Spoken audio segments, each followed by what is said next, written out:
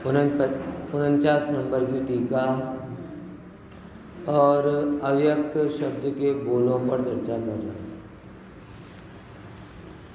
भगवान आत्मा अव्यक्त है और इसके कारण अमृतचंद्राचार्य बता रहे हैं।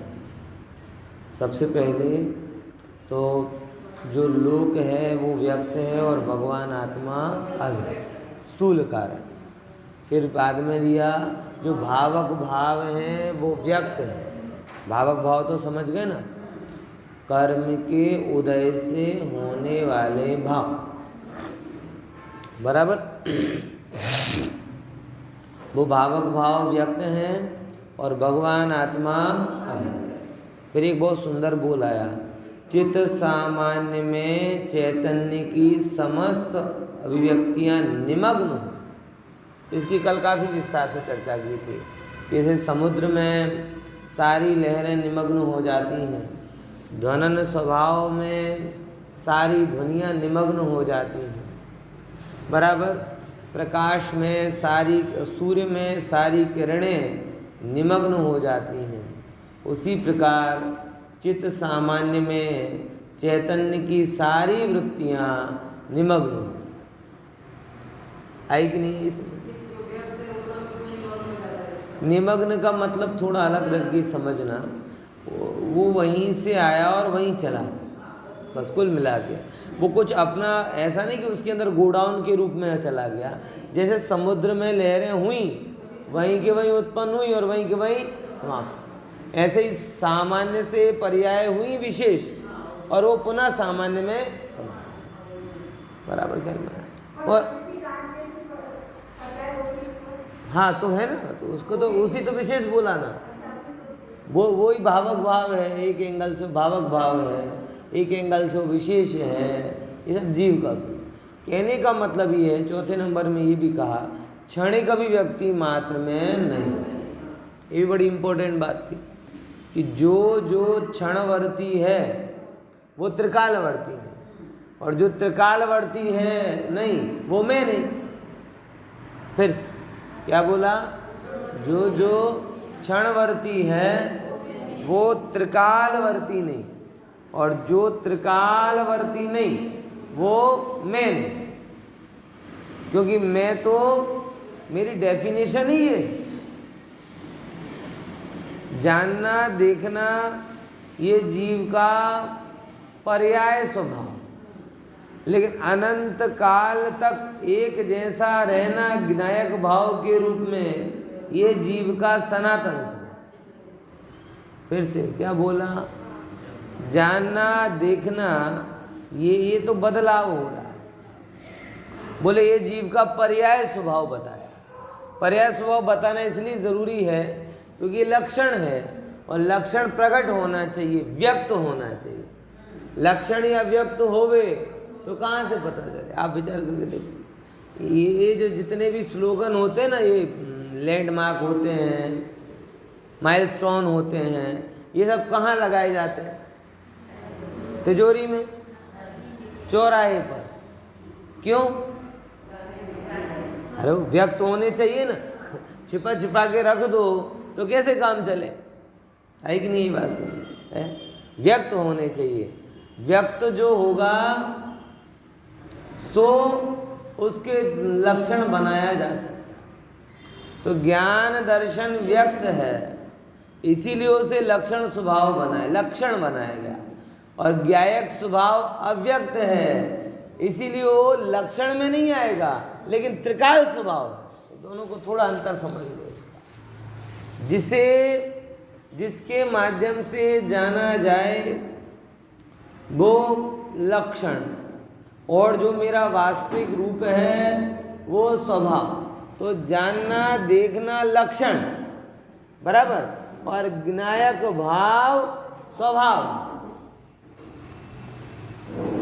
अंतर ख्याल में आ रहा कि नहीं यार? हमें तो लक्षण भी एक से ही लगता है, स्वभाव भी एक से ही लगता है। नहीं, लक्षण एक पर्टिकुलर पर्पस से बताया जाता है। लक्षण का और कोई हेतु नहीं होता। लक्षण का केवल इतना हेतु होता है कि पदार्थ का ज्ञान करा सके, बराबर। तो ज्ञान दर्शन के माध्यम से हम जीव क्या है ये अच्छे से जान जाते हैं। ज्ञान दर्शन के माध्यम से हम जीव को जान जाते हैं, इसीलिए हमने उसको लक्षण बनाया। लेकिन जो क्षणवर्ती होवे जानना देखना जानना देखना, वो मेरा त्रिकाल स्वभाव कैसे होगा? बदल समझ में आ रहा कि नहीं आ रहा? इसीलिए यहाँ पर बोला कि जो ज्ञायक स्वभाव है वो ज्ञायक स्वभाव मेरा त्रिकाल स्वरूप है और वो व्यक्त नहीं है। वो और व्यक्त होगा भी कैसे? मैं आपसे दूसरा प्रश्न पूछता हूँ। आपने समुद्र देखा, देखा, आकाश देखा, देखा, समुद्र देखा, पूरा आ गया समुद्र पूरा है। किसी की आंखों में अगर वो आ जाए तो साबरमती हो सकती है, समुद्र नहीं हो सकता है। क्योंकि साबरमती में रिवर फ्रंट के इस पार खड़े हो जाओ तो उस पार दिख जाता है, समुद्र के इस पार खड़े हो जाओ तो उस पार क्या दिखता है? तो जो दिख रहा है वो क्या है? समुद्र है कि नहीं है? इतना तो बता। दृष्टि में आया वो समुद्र ही है, लेकिन समुद्र उतना नहीं है। आकाश देखा, अब लगा लो, जैसे समुद्र में लगाया वैसे आकाश में देखा। आकाश को देखा तो, लेकिन आकाश उतना है क्या? दिखाई दे रहा है। अब वो दिखाई दे रहा है, ये तो पुद्गल है थोड़ा, और अपन सरल भाषा में कह रहे हैं, धार्मिक भाषा में नहीं कह रहे, क्योंकि पंडित जी को इतना ही पता नहीं कि आकाश तो अरूपी होता है, वो तो दिखता ही नहीं सरल भाषा में जिसे अपन कहते हैं ना, आकाश, नीला नीला आकाश जितना दिख रहा है, क्या वो आकाश उतना है? तो जो दिखा वो आकाश नहीं है क्या? है, लेकिन आकाश उतना नहीं। तो आकाश आकाश के रूप में व्यक्त होता है कि अव्यक्त होता है? आकाश आकाश के रूप में अव्यक्त होता है और क्षणिक दृष्टि के रूप में व्यक्त होता है। समुद्र समुद्र के रूप में अव्यक्त होता है, बराबर, और थोड़ी बहुत सपाटी के रूप में, थोड़ी बहुत आकार के रूप में वो व्यक्त। तो जब जब हम कहते हैं कि हमने समुद्र को देख लिया, तो कथन सर्वथा सत्य नहीं, क्योंकि ना हमने समुद्र के विस्तार को देखा, ना समुद्र की गहराई को देखा, ना समुद्र की सारी अवस्थाओं को देखा, ना उसके जीव जंतुओं को देखा, बस एक हिस्सा देखा और उसको देखकर हमने कह दिया कि समुद्र देखा। वास्तव में कोई भी अपनी नरी आंखों से केवल ज्ञानी हुए बिना समुद्र को एक साथ देख ही नहीं सकता। आई कि नहीं ये बात समझ में? तो वो समुद्र हर एक ज्ञान पर्याय में अव्यक्त होता है, लेकिन अव्यक्त होते हुए भी उसका अमुक अंश व्यक्त होता है। हम यहाँ बैठे बैठे कह दें समुद्र दिख रहा है, बोले नहीं दिख रहा, लेकिन समुद्र के किनारे बैठकर कहें कि समुद्र दिख रहा है तो वो एक अपेक्षा से सही है, लेकिन सर्वथा कहाँ समुद्र पूरा देख पाए? है कि नहीं बात समझ? ऐसे ही जो क्षणिक अभिव्यक्ति मात्र में अपने अपने आप को माना, वो तो कितना आसान। हमने आत्मा के अनंत गुण देखे क्या? बोले नहीं देखे। अनंत गुणों में अनंत पर्याय होती हैं, उन पर्यायों को देखा क्या? बोले अनंत पर्यायों को नहीं देखा। एक गुण की अनंत पर्याय होती, और आप जो देख जान रहे हो वो एक पर्याय है, और एक आत्मा में अनंत गुण होते हैं। तो हम जिसे कहते हैं जो व्यक्त हुआ, वो आत्मा का कौन सा हिस्सा है? अनंतानंतवा हिस्सा।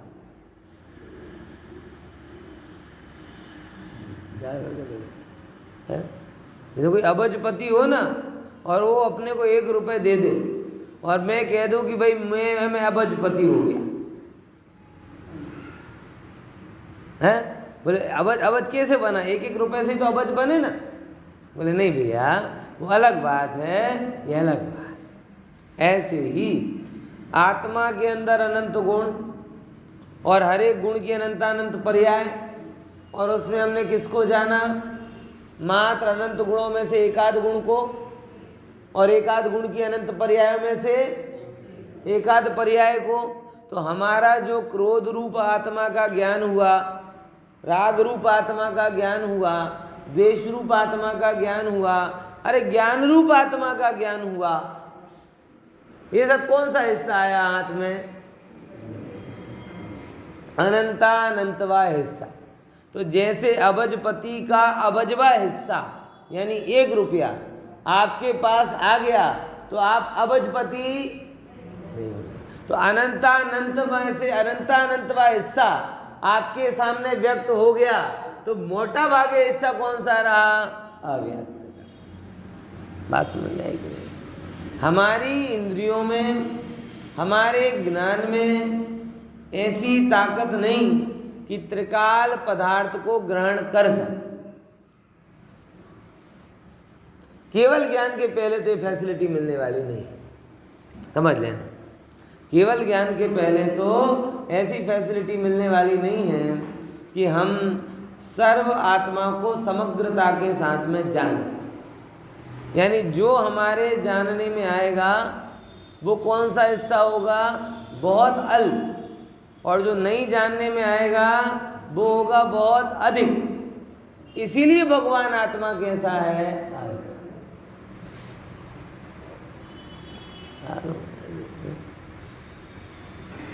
और हम बस इतने समझ लेते हैं, देख रहे जाना हो गया। अरे प्रभु, ये बुद्धि में नहीं आएगा। अनंतता बुद्धि में आए तो आए कैसे? और अगर आपने आत्मा को पूरा जान लिया तो मतलब आप सर्वज्ञ हो। जो एकदम जाने ही तो सबम जाने। पता है सूत्र है ये कि जो एक पदार्थ को पूरी तरीके से जान ले वो सबको जान ले। और अगर यानी एक एंगल से अपन कह सकते हैं ना कि जो आत्मज्ञ है वो सर्वज्ञ है। क्या बोला? जो आत्मज्ञ है वो सर्वज्ञ है? जो क्या है? आत्मज्ञ है वो सर्वज्ञ। और आप सर्वज्ञ नहीं हो ना, इसका मतलब और आत्मा को नहीं जाना मतलब आत्मा व्यक्त नहीं हुआ, आत्मा व्यक्त। आई कि नहीं ये बात में? क्योंकि एक एक पदार्थ में इतना वैभव भरा पड़ा हुआ है। बताओ, विचार करके देखो, हम अपने से कितने अनजान हैं, कितने अनजान हैं। कुछ पता नहीं है हमें अपने बारे में। मेरा वैभव क्या है, मेरा स्वरूप क्या है, मेरा त्रिकाल स्वरूप क्या है, कैसे मैं काम करता हूँ, क्या मेरे गुणधर्म हैं, कुछ भी हमें पता नहीं रहता। और क्षणवर्ती पर्यायों में जैसे राग द्वेष मोह होते हैं, बस उन क्षणवर्ती पर्यायों के राग द्वेष मोह के कारण नाचते रहते। बहुत बड़ी कमी है हमारे है? राई की ओड़ में पहाड़ छिप जाता। एक कसाय भाव आता है, त्रिकाल स्वभाव ओझल हो जाता है। कसाय भाव राई के जैसा है। राई समझ रहे ना? राई की ओड़ में क्या छिप गया कि त्रिकालिक प्रभुता क्षणवर्ती विकार के चक्कर में दृष्टि से बाहर हो गई। कभी लोभ के कारण आत्मा नहीं दिखा, कभी भोग के कारण आत्मा नहीं दिखा, कभी क्रोध के कारण आत्मा नहीं दिखा। एक और बात मुझे कभी कई बार लगती है, बहुत विचारणीय, आप भी बात करना। हम एक इंद्रिय आदि जीवों में आत्मा देख लेते, लेकिन अपने आजू बाजू वालों में आत्मा परमात्मा नहीं देख पाते, या अपने आप को आत्मा परमात्मा नहीं देख पाते। होता कि नहीं होता है ऐसा? वो तो हमें बेटा बेटी, भाई बहन, पिता पुत्र, माता पति पत्नी, मित्र शत्रु, अच्छे बुरे, यही दिखाई देते हैं। दिखते कि नहीं दिखते? एक इंद्रिय में जीव दिख रहा, सिद्ध के जैसा जीव दिख रहा, लेकिन साधर्मी में नहीं दिख रहा है। विचार करके देखो, कीड़े मकोड़ों में भगवान की बात मान ली कि ये भी सिद्ध समान है। गुरुदेव कई बार कहते थे ना कि वो नीम के फूल में क्या है, अनंत सिद्ध भगवान है। चलो उसमें सिद्ध भगवान दिख गए, लेकिन हमारे आजू बाजू ये सब सिद्ध भगवान बैठे हैं, ये कभी दिखा? क्योंकि दिखे सो राग देश बंद हो जाए, नहीं दिखता है। प्रिय अप्रिय अपने पराए हैं संबंध, सांसारिक संबंध वही ख्याल में आता, त्रिकाल प्रभुता ख्याल में आती नहीं।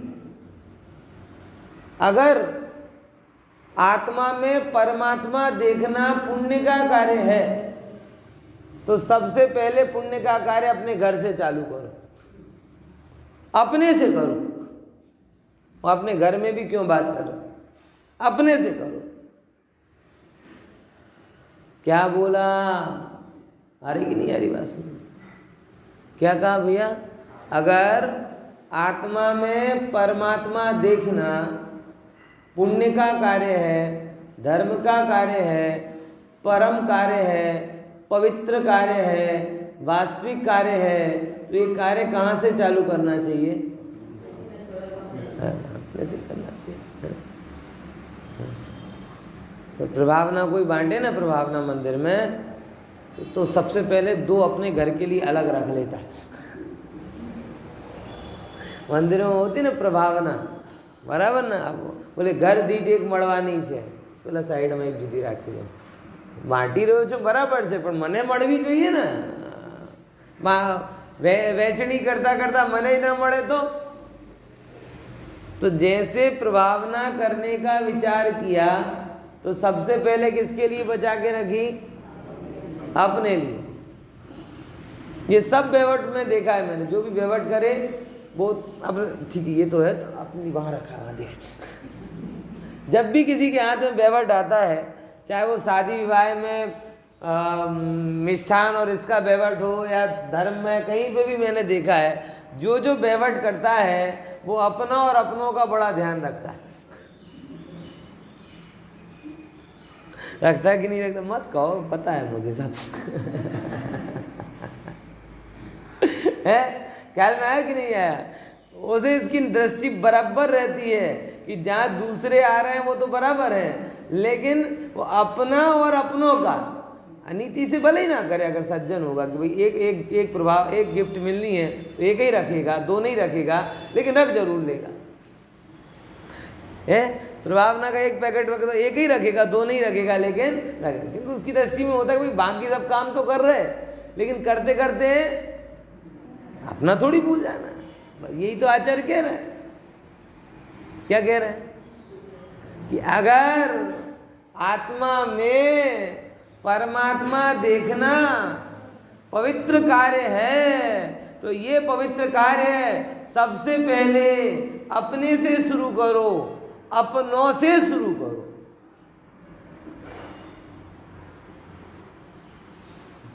हैं? क्या बोला?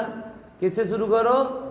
अपने से शुरू करो, अपनों। और विचार करो, ओ हो, जो त्रिकाल स्वरूप सदा काल अव्यक्त है। क्या बोला?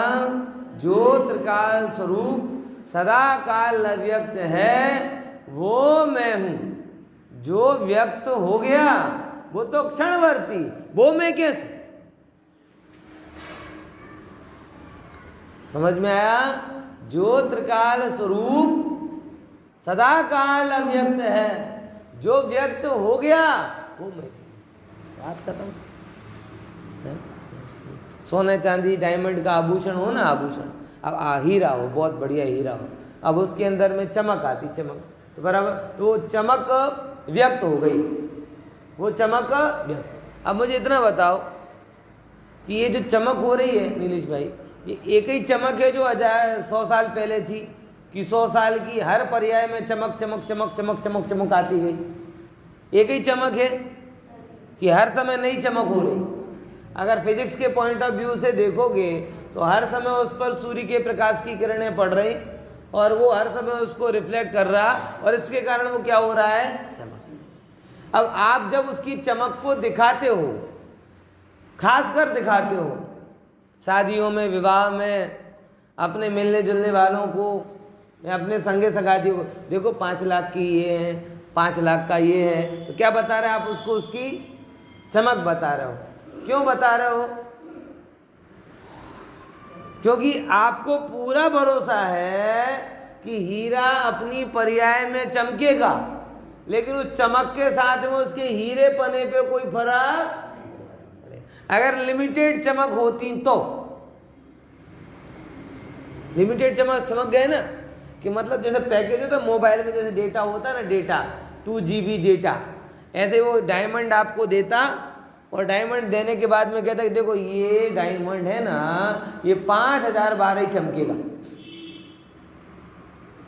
तो फिर आप देख देख के किसको दिखाना किसको नहीं दिखाना, फिर सिलेक्शन करते, फिर जाहिर में प्रदर्शनी नहीं करते, क्योंकि एक बार चमका मतलब उसकी एक चमक कम हो गई, स्टॉक में से एक कम, फिर सबको बताते। अभी आप या जो कोई भी हैं वो उस हीरे का प्रदर्शन करते हैं, किसके कारण? किसके कारण? चमक के कारण नहीं, वो हीरे के स्वभाव के कारण। आपको अगर आपको ये पता भरोसा नहीं होता उस हीरे के स्वभाव पर, ये अनंत जब तक रहेगा तब तक तो चमकेगा, तो आप उसे छिपा के रख देते। लिमिटेड चमक अगर उसके पास में होती तो आप क्या कर देते, छिपा के रख देते। नहीं, सबको नहीं बताना, सबको नहीं बताना। क्यों? खाली खाली गोटा हमने बता दिया और उसकी एक चमक ऐसे ही कम हो जाएगी। है? समझ में आया कि नहीं आया? ख्याल में आया? लेकिन आपको पता है कि हीरा चमक रूप में व्यक्त होने पर भी हीरे रूप में अव्यक्त रहता है, और वो अव्यक्तता के माध्यम से उसके अंदर में जब तक वो रहेगा तब तक चमक उसकी वो है, वो व्यक्त होती रहेगी, होती रहेगी, होती रहेगी। तो चमक से आप हीरे को पहचान करते हो, लेकिन हीरे का की वैल्यू उस चमक के कारण नहीं है, हीरे की वैल्यू उस स्वभाव के कारण है जिसके कारण वो चमकता। बात समझ में आ रही कि नहीं यार? आई कि नहीं? आत्मा वो है, तुम चमकती हुई पर्यायों को देखते हो। चमकती हुई पर्याय समझ गए ना? भगवान के दर्शन करने आए, क्या देखा? क्या देखा? प्रतिमा देखी? नहीं, भगवान देखा। अच्छा, भगवान में भी क्या देखा? भगवत्ता की पर्याय, केवल ज्ञान, वितरागता, सर्वज्ञता। वो कह रहे ये हीरा नहीं, ये हीरे की चमक। अब चमक महत्वपूर्ण है कि हीरा महत्वपूर्ण है? चमक महत्वपूर्ण है कि हीरा महत्वपूर्ण? तो हम तो चमक की, कहीं प्रतिमा की चकाचौंध में, कहीं भगवान की दिव्यता की चकाचौंध में, और कहीं पर्यायों की चकाचौंध में जो त्रिकाल स्वभाव है उसको भूल जाते। इसीलिए हमारा देव दर्शन पुण्य भाव का कारण बनता है, आत्मदर्शन का कारण नहीं बनता। और प्रवचन सार में गाथा में 80वीं गाथा में कुंदकुंद आचार्य देव कहते कि जो अनंत को द्रव्य गुण पर्याय से जान लेता वो अपने आप को जान लेता है और उसका मोह नष्ट हो जाता है। मतलब एक देव दर्शन अनादिकालीन मोह को खत्म करने के लिए पर्याप्त है। क्यों हुआ? हमने या तो प्रतिमा की चकाचौंध देखी, या आसमान जाति पर्याय की चकाचौंध देखी, या फिर भगवान के गुणों की जो पर्याय हुई, अनंत ज्ञान आदि, सर्वज्ञता की महिमा आई, वितरागता की महिमा आई, बराबर। ये पर्यायों की चमक की, हीरे की चमक की महिमा आई, लेकिन वो चमकता जिस स्वभाव के कारण है उस स्वभाव को नहीं देखा। अगर उस स्वभाव को देखा होता तो एक बात पता चलती कि जो स्वभाव भगवान का है उससे कम मेरे पास नहीं, मेरा वैसा ही है।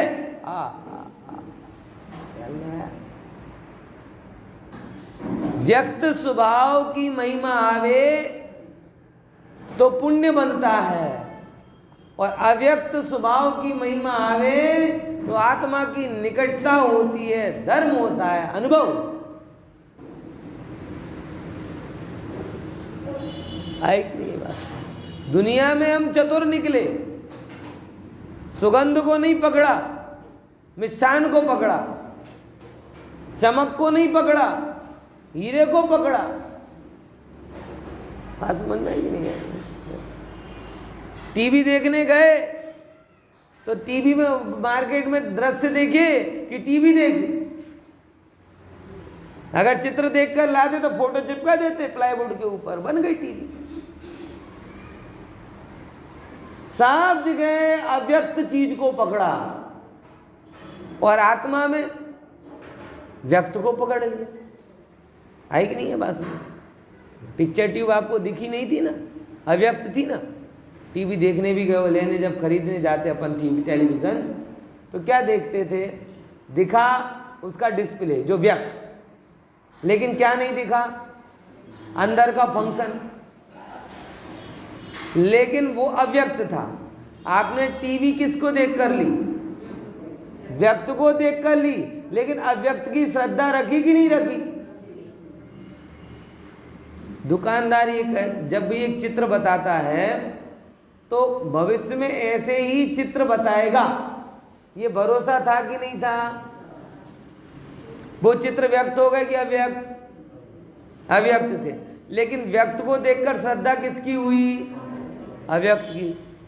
और अव्यक्त की श्रद्धा के बल से लिए कि व्यक्त के बल से लिए? मतलब भरोसा क्या? जैसा दुकानदार आपसे इतना कह दे, कौन सा, कि आप टीवी लेकर जा रहे हो पर दुकान में जितना दिखा उतनी गारंटी, बाद में ब्लैक एंड व्हाइट हो जाए, टूटा फूटा दिखे, मेरी गारंटी नहीं, तो लोगे क्या? अभी दिख रहा है अभी ले, नहीं, अभी तो दिखा वो व्यक्त, लेकिन जो नहीं दिखा वो भी ऐसा ही होगा, इस श्रद्धान के कारण आपने लिया। बात समझ में आ रही कि नहीं आ रही? आत्मा ऐसा है, आप समझो उस चीज को। जो पर्यायों में व्यक्त हो रहा है वो तो क्षणिक है, लेकिन जो पर्यायों में भी छिपा हुआ रहता है वो मैं हूं। इसे कि हम बोलते हैं पर्यायों के पार है। आई कि नहीं बात? पर्यायों के पार, ये बड़ा गहरा शब्द है, और इसीलिए तो बोला है पर्यायों के पार देख ले आप स्वयं भगवान रे, आओ रे ज्ञानानंद की डगरी, ओ तुम आओ रे आओ, गुण गाओ रे गाओ, चेतन रसिया आनंद रसिया। बहुत बढ़िया। पर्यायों के पार मतलब जो व्यक्त हो रही है वो नहीं, चमक में नहीं, गंध में नहीं, दृश्य में नहीं, उन सब का आधार जो अव्यक्त है वो समझ में आया? वो कोहिनूर में हूं।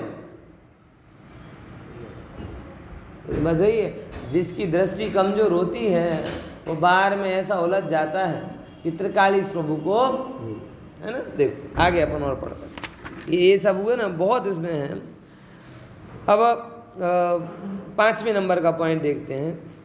व्यक्तपणु तथा अव्यक्तपणु भेड़ा मिश्रित रूपे तेने प्रतिभासवा छता पण ते વ્યક્તપણાને સ્પર્શતો નથી માટે અવ્યક્ત છે। बराबर ख्याल में आएगी है? दोनों ही हो रहे कि नहीं हो रहे? हीरे का हीरा स्वभाव और चमक, तो हमने क्या समझा? हीरा का जो हीरा स्वभाव है वो अव्यक्त, और जो चमक हो रही है वो व्यक्त। और जब आप व्यक्त देखते हो तो अव्यक्त की आपको प्रतीति होती है, बराबर होती कि नहीं होती? और कोई भी आपका बड़ा निर्णय उस व्यक्त से नहीं है, उस व्यक्त के साथ होने वाली अव्यक्त प्रतीति से है कि नहीं? ये विचार करके देखो, हमेशा यही होता है ना। अपन कहते ही ना सस्तु सुंदर અને टिकाऊ, શું કહેવાય तीन છે ને, સસ્તા સુંદર टिकाऊ हिंदी में कहते हैं। आपने कई वस्तु જોઈએ सस्ता सुंदर और टिकाऊ, तो सुंदर है व्यक्तता और टिकाऊ क्या है? अव्यक्तता। तो वस्तु सुंदर है बराबर, लेकिन बोले कितनी गारंटी, उसका भरोसा नहीं। तो जो व्यक्त रूप में सुंदर है उसकी सुंदरता हमेशा रहेगी, ये अव्यक्त आपको प्रतीति है कि नहीं? और होगी तो ही आप, नहीं होगी तो नहीं लो। बराबर ख्याल में आ रहा कि नहीं आ रहा? तो वो यहाँ कह रहे हैं, तो दोनों जानने में है ना, व्यक्तपणु અને अव्यक्तपणु। मोबाइल में वर्तमान में स्क्रीन देखा और ये भी पता चला कि इसके सब फंक्शन ऐसे हैं जिससे आगे भी ये ऐसा, वो अव्यक्त था कि व्यक्त? आगे आप उसमें क्या क्या देखोगे मोबाइल में, ये व्यक्त है कि अव्यक्त? अव्यक्त। लेकिन क्या देखोगे, इसकी प्रतीति आपको व्यक्त हुई कि अव्यक्त? प्रतीति व्यक्त। क्या देखोगे वो अव्यक्त, लेकिन ऐसा ही दिखेगा, ऐसी प्रतीति, ऐसा श्रद्धान, वो क्या है आपको? व्यक्त। तो ज्ञान व्यक्त हुआ, प्रतीति व्यक्त हुई, और क्या दिखेगा ये क्या रहा? अव्यक्त। बराबर समझे? अब ये सब मिक्स रूप में जानने में आ रहा कि नहीं आ रहा? बोले जानने में आ रहा है।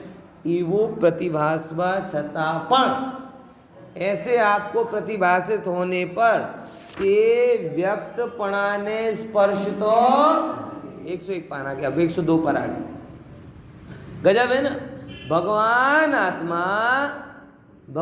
आत्मा त्रिकाली स्वभाव तात्कालिक वस्तुओं को छूता तक नहीं। आप विचार करके देखो, भगवान अपना जो स्वभाव है बराबर, ये अगर स्वभाव राग को छू जाए तो घिस नहीं जाए? घिस जाएगा ना। अरे हर पर्याय को छुएगा तो हर स्वभाव में क्षरण क्षरण क्षरण क्षरण होता जाएगा, तो एक क्षण कैसा होगा? खत्म हो जाएगा। आपको पता है ना, पहाड़ भी घिसते हैं, पहाड़, लेकिन उनका चरण इतना स्लो होता है कि आपको पता नहीं चलता। लेकिन जो है वातावरण हवामान शास्त्री, ये सब ज्योग्राफी वाले, वो देखते हैं ये पहाड़ क्या हो गया? घिस गया। पहाड़ भी घिस जाते हैं लगातार। तो हर पर्याय में अगर भगवान आत्मा उस पर्याय को छुए तो हर पर्याय के साथ में उसका क्या हो जाएगा? थोड़ा सा क्षरण होगा। और हर पर्याय के साथ में भले ही 0.00000% क्षरण होवे बराबर, और हर पर्याय के साथ आत्मा में से कुछ निकल जाए, चुन्नू सा तो भी एक समय तो ऐसा आएगा कि स्वभाव का डब्बा खाली हो जाएगा। एक कण भी अगर जाएगा ना, अगर छू लिया और उस रूप हो गया और आत्मा में क्षरण हुआ, तो एक समय तो ऐसा आएगा कि जब वह खत्म हो जाएगी। और अगर ऐसा होता तो हम आज तक होते क्या हैं? अगर हर पर्याय के साथ में अपन मनुष्य पर्याय में क्षरण हो रहा है, ये सही बात है, स्वाभाविक बात है कि जिस दिन से हमने जन्म लिया उसी दिन से डब्बा खाली हो रहा है कि नहीं हो रहा? इसलिए अंग्रेजी वालों ने बहुत बढ़िया शब्द दिया, how old are you? I am just 6 month old, એટલે 6 મહિનાનો બાળક પણ શું થઈ ગયો? ત્યાં ओल्ड થઈ ગયો। सही है ना? 6 महीने का बालक बूढ़ा है कि नहीं है? अंग्रेजी वालों से पूछोगे तो नहीं है, क्योंकि वो ये कहते हैं हाउ ओल्ड आर यू, तो 60 वाला भी बोलेगा 60 year old आई एम, और 6 महीने वाला भी बोलेगा। अब तुम कह रहे हो कि बच्चा है और अंग्रेजी वाले बोल रहे कि 6 महीने का बूढ़ा है। बताओ बूढ़ा है कि बच्चा है? पर्याय में इतना समय बिता दिया, यानी इस पर्याय में 6 महीने तू क्या हो गया? बूढ़ा हो गया। 60 साल में हुआ तो इस पर्याय में 60 साल बिता दिए, तो मतलब 60 साल का बूढ़ा हो गया, 6 साल का बूढ़ा हो गया, 16 साल का बूढ़ा हो गया। हर समय तो मनुष्य पर्याय में प्रति समय क्षरण हो रहा है, क्योंकि ये आयु कर्म मनुष्य पर्याय को छू रहा है, इसलिए हर समय एक एक क्षण, और ये बिल्कुल सत्य बात है कि प्रति समय हम मृत्यु के निकट जा रहे हैं, इसमें कोई दोहराए नहीं। क्यों?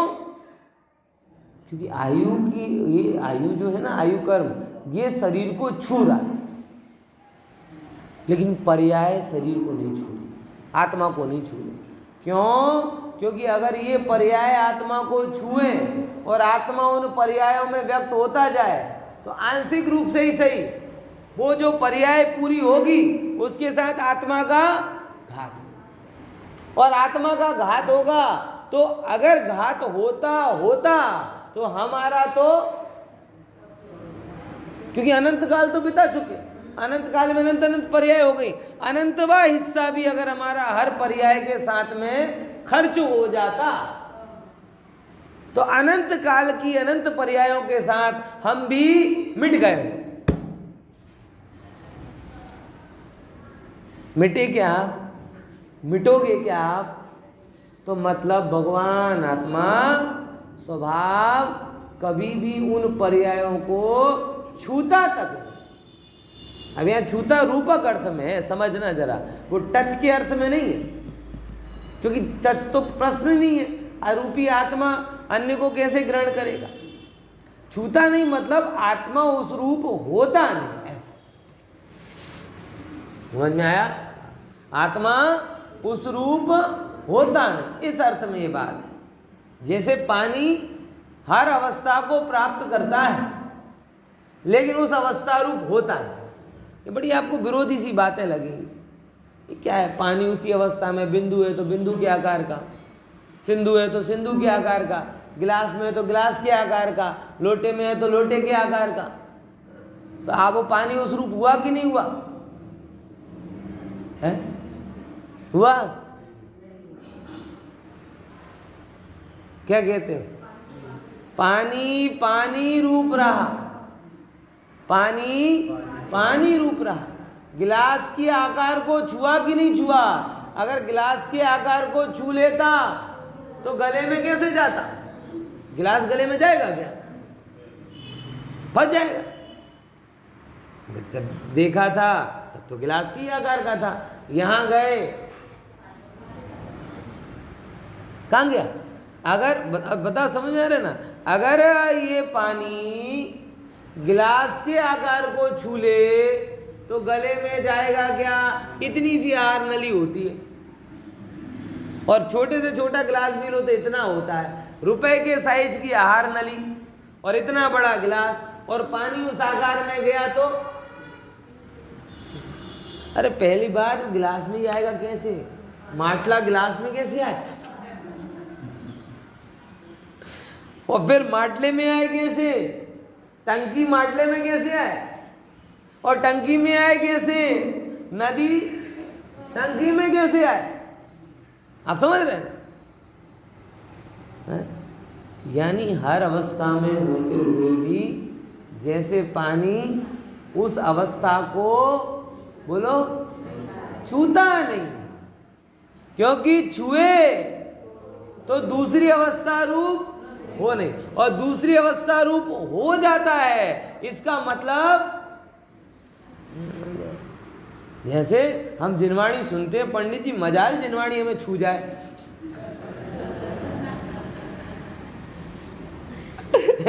सुनते हैं बराबर है, लेकिन कभी है हिम्मत कि जिनवाणी छू जाए?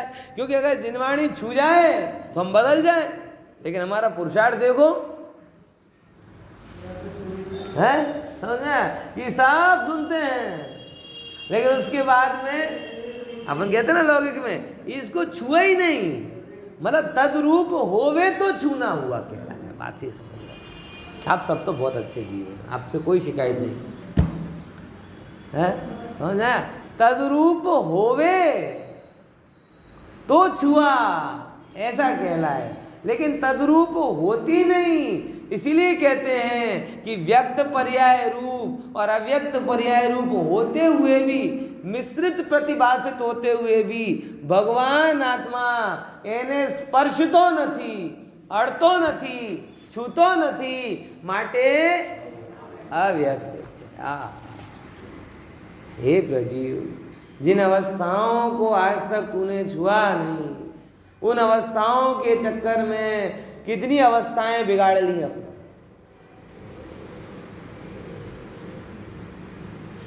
जिन अवस्थाओं को छुआ नहीं, उन अवस्थाओं के चक्कर में अनंत भवों की व्यवस्था कर ली कि नहीं कर ली? जिन अवस्थाओं को छुआ नहीं, उन अवस्थाओं के चक्कर में क्या कर लिया? अनंत भवों की व्यवस्था कर ली। शरीर को धारण करके अनंत शरीर कैसे धारण करें, ये पूरी प्लानिंग कर ली। एक भव में एक आत्मा का अनुभव करना था। इस एक भव में किसका अनुभव करना था? एक आत्मा का अनुभव करना था, और एक आत्मा के अनुभव के सिवाय ना जाने कितने अनुभव कर लिए, और इतने अनुभवों के बाद में भी भगवान आत्मा तो कहता है कि प्रभु तू भले ही तुझे जो करना है सो कर, लेकिन ना तो मैं व्यक्त अवस्था को छूता हूँ और ना अव्यक्त अवस्था को छूता। मैं इसीलिए मैं कैसा हूँ? अव्यक्त। बहुत गहरी बात है भैया। अब देखो आगे क्या कहते हैं, પોતે પોતાથી બાહ્ય અભ્યંતર સ્પષ્ટ અનુભવાઈ રહ્યો છે। આ રહી કે નહીં? આ રહા પોતે પોતાથી જ, એટલે હું આત્मा છું ये भी जानने में आ रहा, और मैं ये बाह्य अवस्था यानी शरीर आदि की अवस्था ये भी जानने में आ रही। तो बाह्य रूप से असमान जाति रूप जानने में आ रहा, और अभ्यंतर रूप से ज्ञान स्वभाव ज्ञान शक्ति के रूप में जानने में आ रहा। ऐसा होने पर भी व्यक्तपणा प्रति उदासीनपणे प्रद्योतमान એટલે પ્રકાશમાન છે, માટે અવ્યक्त છે। व्यक्त जानने में आ रहा, अव्यक्त की प्रतीति। क्या समझे? व्यक्त जानने में आ रहा और अव्यक्त की प्रतीति। देखो जैसे अपना एक तो जेब खर्च होता है और एक बैंक बैलेंस होता है, बराबर? प्रतीति किसकी जोरदार होती है, जेब खर्च की कि बैंक बैलेंस की? जेब खर्च के तो 100 रुपया नहीं देना, बराबर? तो जेब में 100 रुपये भी ना हो तो भी हमें कोई बहुत ज़्यादा खतरा नहीं लगता, अरे मांग लें किसी से भी हो जाएगा। लेकिन बैंक बैलेंस में 100 रुपये ना हो तो कहीं नहीं थी। मतलब व्यक्त है 100 रुपया, अव्यक्तपणा है करोड़ों रुपया। प्रतीति किसकी प्रबल? व्यक्त के प्रति तो उदासीन है। अगर इस जेब में 100 की बजाय 1000 भी आ गए, बराबर, तो भी कोई बहुत ज़्यादा फूल के वो नहीं हो जाता। वो 1000 घट के 10, 20, 50 रुपये पड़े हों तो भी कोई घबराता नहीं, क्योंकि व्यक्त रूप में होने पर भी प्रतीति किसकी रहती है? अव्यक्त।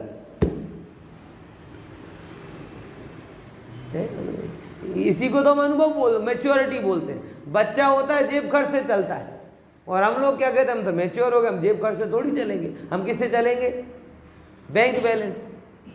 एक बार किसी ने मुकेश अंबानी से प्रश्न कहा था कि आप अपने वॉलेट में कितने पैसे रखते हैं? तो उसने बोला मैं वॉलेट ही नहीं रखता। उसने क्या बोला? मैं वॉलेट ही नहीं रखता। अगर वॉलेट भी रखता हूं तो उसमें पैसे नहीं होते।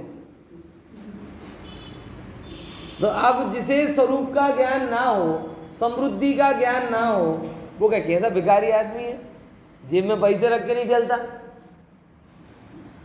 बोलो किस में हिम्मत है ऐसी कहने की? जो कहेगा उसका नेट बंद हो जाएगा। और नेट बंद हो गया मतलब वो तो सजाए काले पानी हो गई आजकल तो। हाँ जाए कि नहीं है?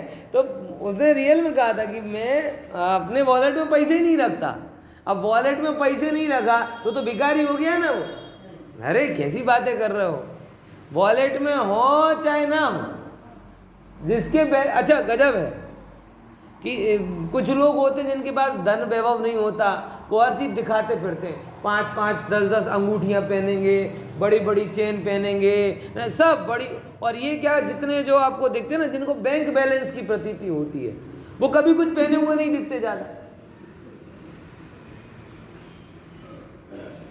बराबर ख्याल में रखनी है। तो जिनके पास नहीं है वो ज़्यादा बता रहे, और जिनके पास है वो नहीं। समझ में आया कि नहीं है? कारण क्या है? बस यही बात है। जिनके पास, जिनको अव्यक्त वैभव की प्रतीति होती है, वो व्यक्तता के चक्कर में ज़्यादा पड़ते नहीं। जिनको अव्यक्त की प्रतीति नहीं होती वो व्यक्त में ज़्यादा उलझते। जैसे लौकिक में भी है, जो जितना ज्ञानी होगा वो उतना मौन रहेगा, और जो जितना अज्ञानी होता है वो उतना टपर टपर करेगा, क्योंकि उसे बहुत ज़्यादा प्रतीति होती है कि मैं अपना ज्ञान बताऊं। जो ज्ञानी होता है, ये मैंने अनुभव कर लिया है। मतलब पहले मुझे थोड़ी इस बात के निर्णय में थोड़ी कमी थी, लेकिन जितना मेरा अनुभव बढ़ा उससे मैं स्पष्ट हो गया हूँ कि वास्तव में जो जितना गहरा गंभीर होता है ना, उसके पेट में हाथ डाल के बात निकलवानी पड़ती कि कुछ बोलो बोलो, तब जाके वो कुछ बोलता है। और जिसका खाली होता है ना, वो बबड़ता रहता। और यही बात मिस कर जाते हैं लोग। जब कभी ज्ञानियों के पास में भी आप जाओ, जिस भी चीज के ज्ञानी हो, तो सुनाने के चक्कर मत रहो जाते, क्योंकि तुम कुछ ऐसा नहीं सुना पाओगे जिससे उसका भला हो जाए। हाँ, लेकिन कुछ पूछ लोगे तो कुछ वो ऐसा सुना जाएगा जिससे तुम्हारा भला हो।